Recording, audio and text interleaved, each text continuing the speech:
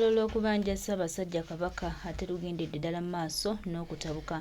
Wetwogerera kati olwaleero luno Ssaabasumba Paul Ssemwogerere naye olutalo aluyingiddemu n'ategeeza Oweekitiibwa Katikkiro Charles Peter Mayiga nti abantu ababuulire ekituufu aleme kuba musajja mwekwenyukwenyi, musajja wankwe, abuulire eggwanga ekituufu. Olwo Bannayuganda n'abaagala Ssaabasajja Kabaka bakkakkane balinde ekimu kulaba ku Ssaabasajja Kabaka. Ne wanaatambulira mu bulimba oba okulimba abantu ye nga bw'akirowooza nti kyekigenda okumuyisaawo oba kyekigenda okumutwala okubeera ew'enjawulo, kigenda kuzaala ebintu bingi, kigenda muzaalira ebizibu bingi. Era nga tukwebaza nnyo Mukama waffe Ssaabasumba olw'eddoboozi lino ly'otaddeko mu kaseera ke tulimu kano ak'okulwanirira Ssaabasajja Kabaka. Tuli basiimu nnyo. Era tusaba Mukama atutambulize awo, tusaba Katonda oyo yennyini atutwalire ddala tusobole okulaba ku Uganda empya gye tuneeyagaliramu, nga buli muntu osobola okuyimusa eddoboozi lyo n'obaako obubaka obw'enjawulo bw'oyisaawo. Ssaabasumba Paul Ssemwogerere ye obubwe abukoze. Kakati muganda wange, mukwano gwange gwe asigadde, oli ku ki ku ky'okubanja Ssaabasajja Kabaka? Kubanga ebigambo bino tubirabanga ebya just of just. N'ate tubitunuulidde nnyo tulabe nga tununula eggwanga n'okutambulira wamu ate era n'okugenda mu maaso. Tulina okukkiriza nti nga tuli wamu ne Kabaka waffe era nga tutambulira ddala wamu ku ebyo by'atugamba ne by'atukubiriza okukola, tulina okukkiriza nti tugendera ddala kubeera bawanguzi. Ssaabasajja Kabaka abadde musajja mugumu ng'era atugumiriza wamu nga naffe tulina essuubi nti bannange tulinawo omuntu asobola otwogerera, tulinawo omuntu asobola okuyimirira wamu naffe era nga tugumira awo. Naye kyatujje anviiri ku mutwe n'amaanyi gatuwedde bwe tulabye Kabaka waffe ng'afulumidde mu kino ekifaananyi oli tayinza kuŋŋamba nti kyadda. naye abakulu ne Ssaabasajja Kabaka si kabanga kanene okutuuka ng'afaanana bw'atyo mukovvu bw'atyo. Ekituufu kiri nti Ssaabasajja Kabaka waliwo ebikontana ebitagatta. Wano wenkonfaamingidde nze Kisekka nti Ssaabasajja Kabaka yawambibwa ebyaddala. Ssaabasajja Kabaka bwe baba tebaamukuba bidagala bisobola kumukyankalanya mutwe, kubanga nabyo gye biri, byo babikuba buli kaseera bikucyankalanya omutwe. Ssaabasajja Kabaka yawambibwa. Mpuliriza bulungi, Omulangira Jjunju yavaayo n'agamba nti Ssaabasajja Kabaka gy'ali era abatumiddeko ali bulungi. Waayita ennaku 3 Mayiga najja n'atugamba Ssaabasajja Kabaka mulwadde nnyo ali ku kitanda. Oshegera ezo emboozi zikontradictinga. Ngenda olaba mukyala wa Kabaka Najjinda ate ayita mukyala wa Muhoozi ng'omugenyi omukulu ku birthday y'abalongo. Ebintu tebigatta. Otunuulira Mayiga bw'ajja bw'akugamba Simanyi yagenze mu gavumenti nemuwa miliyoni 3 za kumaliriza Masiro. Naye nga Mayiga akimanyi waliyo ekyobugagga kya Buganda. Mayiro akenda ezo tazinyeganga nako. Era bw'avaayo eri n'agamba mukolagane ne gavumenti eriko. Gavumenti yawamba Mayiro akenda, Mayiro kenda. Omanyi obugagga obwo kye butegeeza. Buganda ne bufuna. Obwo mwabuvaako teri abunyegako. Nebiri ebisajja bimuwanga kivumbi ebigamba nti bikulira Buganda caucus mu parliament tebinyega ku Mayiro kenda. Lwaki temuzinyegako? Lwaki? Museveni yabiwanga. Naye engeri ettaka lyattisa bassekabaka bangi, bakabaka abangi.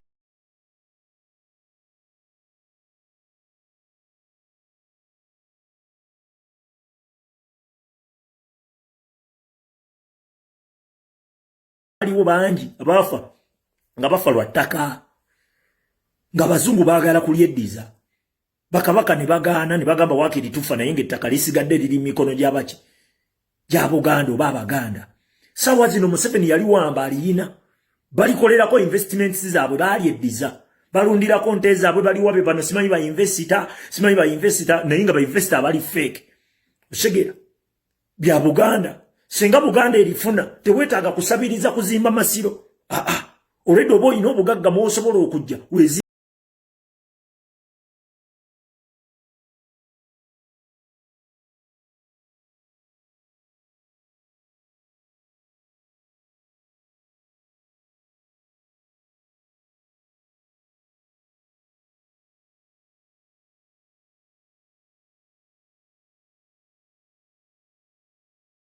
zimbire. Gw'okujja n'otugamba nti okoledde Buganda olina ky'ogikoledde ng'otulaga buzimbe 3 nti nazimba kino ekizimbe. ng'ebbanga lyo mu mirembe gwo otunze ensozi zonna zonna eziriko ebyobuwangwa bya Buganda zonna ozitunze. Ezo sente ziragawa ng'ate buli kizimbe byozimba byonna bisondebwa abantu. Wakola ettaffaali abantu ne basonda ettaffaali billions and billions and billions and billions. Kiki zakola kyekiriwa kubanga nze sirabangayo Kabaka yali azze Katikkiro yali azze n'ateekawo nti simanyi kati ssaawa zino ttaffaali. Era gwe oba olina by'olaga bonzimbye ekyo ekizimbe tozimbye. Abaganda basonze ne bazimba. Toyina bizinesi gye wajja nayo. Ekyo kye kisooka. Ogaggawadde nnyo n'okusinga Buganda gwe Katikkiro Mayiga. Mukolagana na Anita Amongi waliwo ekizimbe okiyinamu omukono gwe ne Anita Amongi. Ebyobugagga mubikola ki? Ne bali bamuwanga Kivumbi n'abasajja bampuuga. Muyina engeri muyina kasaako kammwe mugabana ebyobugagga era muyina enkola yammwe ey'ebintu. Era bwe bakwata ku Anita Amongi bamuwanga Kivumbi simanyi bampuuga gwe Katikkiro kikunyiga nnyo kubanga muyina kasaako kammwe. Mwateesa ne Museveni mufuge bannayuganda nga Museveni afugira eri mu gavumenti mwe mufugira eno mu opposition gwe mulimbalimba bannayuganda nti mulwanyisa Museveni. Leka nkubuulireko Ssaabasajja Kabaka gwatalo alowooza nti Ssaabasajja Kabaka si muwambe butuufu obaako ekikyamu ku mutwe. Kati bakugamba Ssaabasajja Kabaka ali Namibia.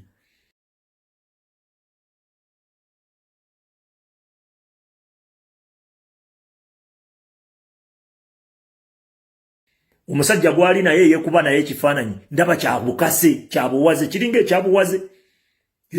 Omusajja alinga eyekukutiriza ku Ssaabasajja Kabaka okwekukutiriza obwekukutiriza oyo Ndawula baŋŋambye mbumba ambasada. Ndawula bw'obeera ambasada kitegeeza oli mu programu za Museveni era Museveni mu kunyigiriza bannayuganda naawe ogattako. Museveni talina gwateeka mu position nga tamukolera nga tavuga interests ze. Tetuli basiru zuukuka.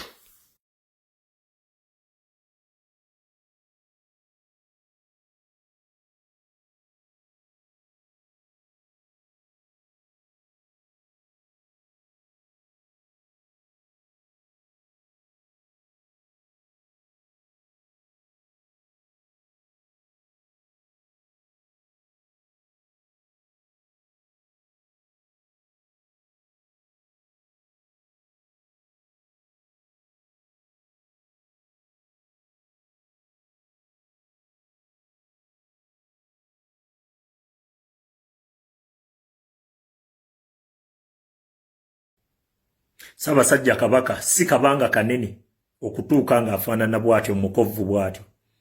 Ekituufu kiri nti Ssaabasajja Kabaka waliwo ebikontana ebitagatta. Wano we nkonfaamingidde nze Kisekka nti Ssaabasajja Kabaka yawambibwa ebyaddala.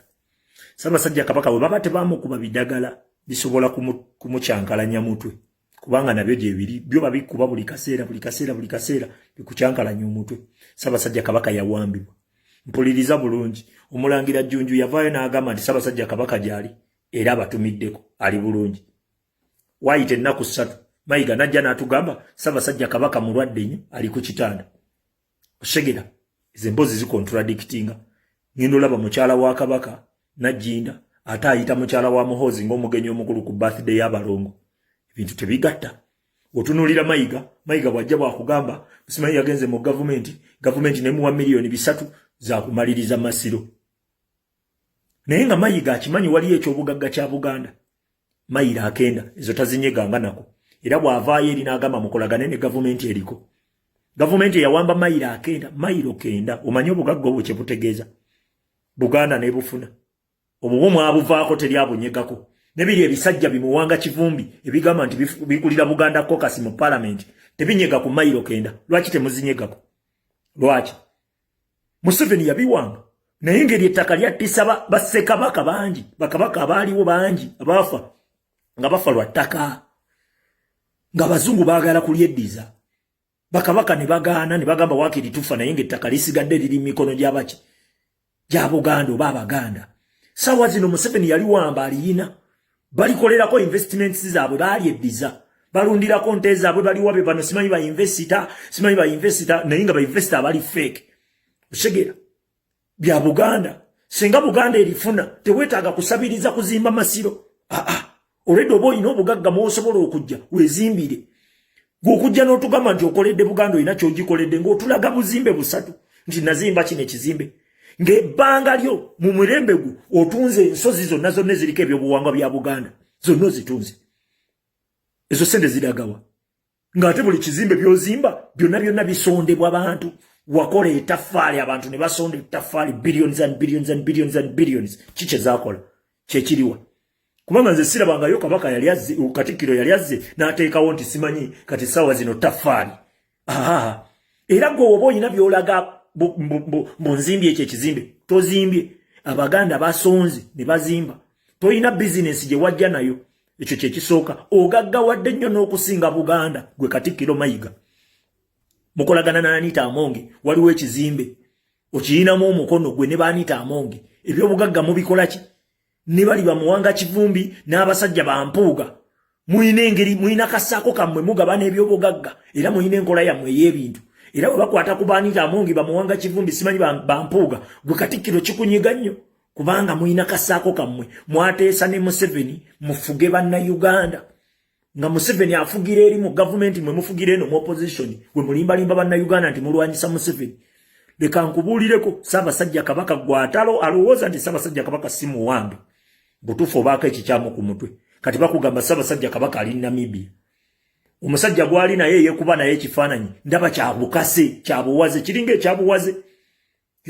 Omusajja alinga eyeekukutiriza ku Ssaabasajja Kabaka okwekukutiriza obwekukutiriza oyo Ndawula baŋŋambye mbumba ambasada. Ndawula bw'obeera ambasada kitegeeza oli mu programu za Museveni era Museveni mu kunyigiriza bannayuganda naawe ugattako. Museveni talina gw'ateeka mu position nga tamukolera nga tavuga interests ze. Tetuli basiru. Zuukuka.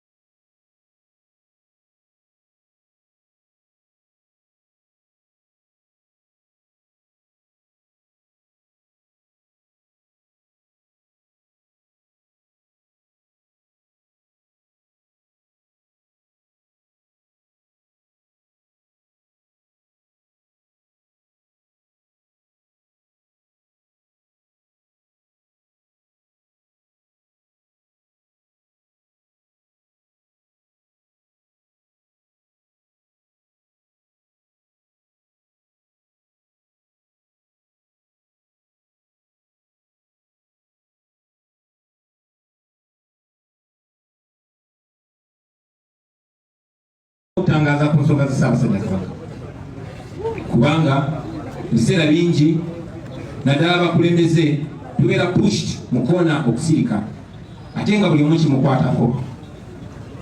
Tumanyi bulungi basebo ne banyabo naddala mwe abava wano mu Buganda ti bene embeera y'obulamu bwe tebadde nnungi okumala akabanga era kitumanyiko nti ajjanjabwa. Njagala obasaba tusabire Kabaka waffe dini yonna oba oli mukatuliki oba oli musiraamu n'ebyoto mu bikume.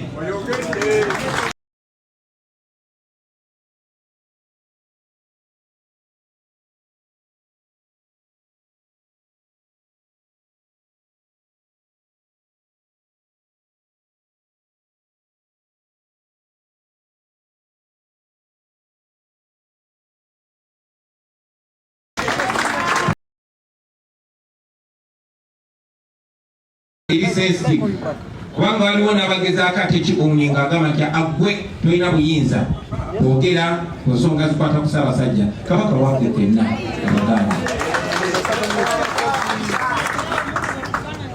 So njagala nnyo okubazaamu amaanyi, temulekerawo kufaayo ku nsonga z'abenyi, temulekerawo okwatirwako. Nene bwe muba mwogera naddala ababeera ku social media mwogere mu ngeri ebaweesa ekitiibwa, mu ngeri etuweesa ekitiibwa ng'eggwanga kuba ensi yonna yonna etunudde bano bahandolinga batya ensonga eno.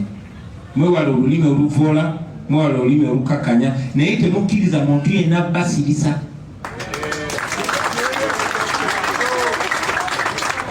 Byali ebigambo bya Ssaabasajja byagamba weegenderezanga nnyo oli agezaako okugamba ti ate yafa ennyo ku nsonga za Buganda okusinga abalala. Abamu baba batume. So mufeeyo mwenna era mukitwale nga kyammwe. Obuvunaanyizibwa mutwale mwenna. nenga mukikola mu ngeri ebaweesa ekitiibwa n'engeri enawesa Beene ekitiibwa. Ate nange ekibagamba bulijjo temugezaako ku isolatinga kugamba abantu abanetolodde nti oyo si mutuufu n'ono si mutuufu. Abantu bwe batyo baba bagenderera ku isolatinga ko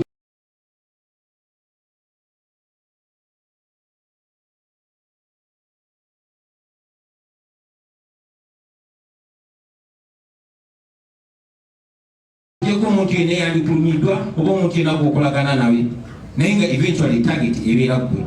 So omuntu yenna agezaako okukyaya kabakawo oba okudisassociate nga agambe nti gwe tosaanidde kumulumirwa oba kumwagala aba agezaako.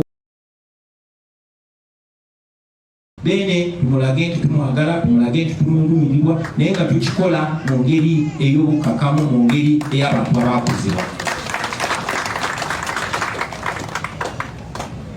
Olwaleero njagadde kwogera, I'll start with Uganda since I'm addressing largely people from Mukono. Ate njagadde nnyo nedde nsitategere nenjogera kyobola njogedde mu Luganda.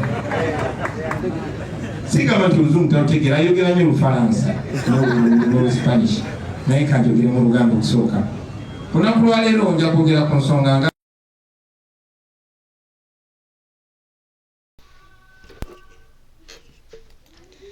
Kyagulanyi Ssentamu Robert Bob Wine naye eddoboozi yalitadde kuli Abannayuganda bangi era nga asaba abakulu ab'e Mengo bawe abantu kabaka waabwe.